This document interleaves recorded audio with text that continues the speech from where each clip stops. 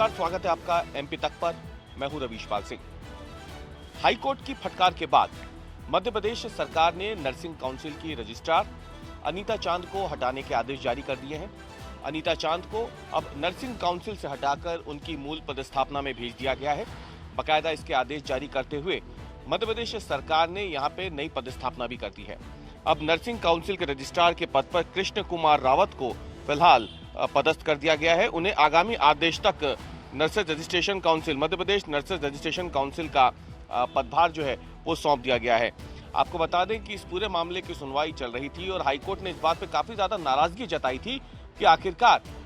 इतनी बड़े आरोपों के बावजूद और इतनी गंभीर लापरवाहियों के बावजूद सरकार उन्हें हटा क्यों नहीं रही है, जबकि हाईकोर्ट पहले ही इस बात को कह चुका है। लेकिन इसके बावजूद जो याचिका लगाई गई थी उस पर सुनवाई करते हुए कोर्ट ने कहा कि जब पहले ही हटाने के आदेश दे दिए गए तो अपने कार्रवाई अपने क्यों नहीं की। गुरुवार को ये पूरी सुनवाई हुई थी और उसके बाद जब हाईकोर्ट की फटकार लगी तो गुरुवार देर रात इसके आदेश भी जारी कर दिए गए। आपको बता दें कि इस पूरे मामले में हाईकोर्ट ने यह भी कहा है कि 14 दिसंबर से 19 दिसंबर तक के सीसीटीवी फुटेज जो हैं वो सुरक्षित रखे जाएं, क्योंकि आरोप ये है कि इस याचिका में जो बताया गया है कि अनीता चांद पर इस मामले से जुड़े दस्तावेजों को गायब भी करने का संदेह है, शक है, और इसीलिए हाईकोर्ट ने 14 से 19 दिसंबर तक के सीसीटीवी फुटेज को भी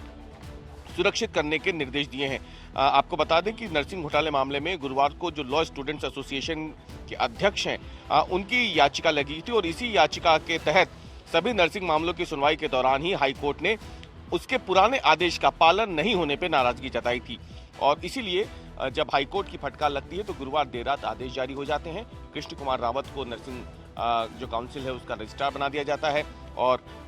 जो अनीता चांद है उन्हें उनकी मूल पदस्थापना पे वापस भेज दिया जाता है। हाईकोर्ट ने राज्य सरकार को निर्देश दिए हैं कि 14 दिसंबर को नर्सिंग काउंसिल के कार्यालय से जरूरी दस्तावेज और फाइल जो है वो गायब हुई हैं और ये आरोप जो हैं वो अनीता चांद पे ही लग रहे हैं और इसीलिए उन्होंने सीसीटीवी फुटेज को भी सुरक्षित रखने के निर्देश राज्य सरकार को दिए हैं। कुल मिला के देखा जाए तो जिस तरीके से ये पूरा मामला एक के बाद एक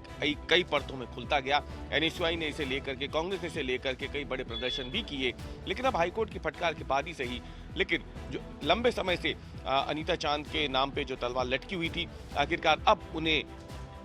नर्सिंग काउंसिल से हटा करके उनकी मूल पदस्थापना में वापस भेज दिया गया है।